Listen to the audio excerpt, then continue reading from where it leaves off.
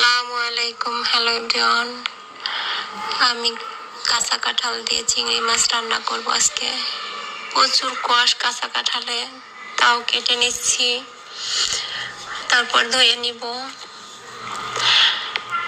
লবণ হলুদ দিয়ে সিদ্ধ করে নিচ্ছি। সিদ্ধ হয়ে গেলে ছেঁকে নিব,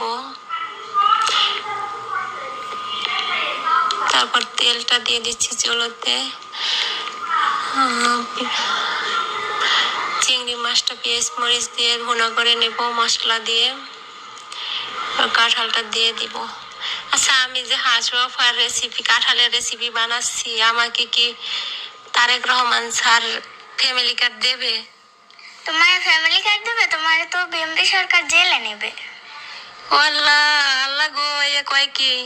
ও স্যার, স্যার গো, আমি ভুল করে ফেলাইছি স্যার। তারেক রহমান স্যার,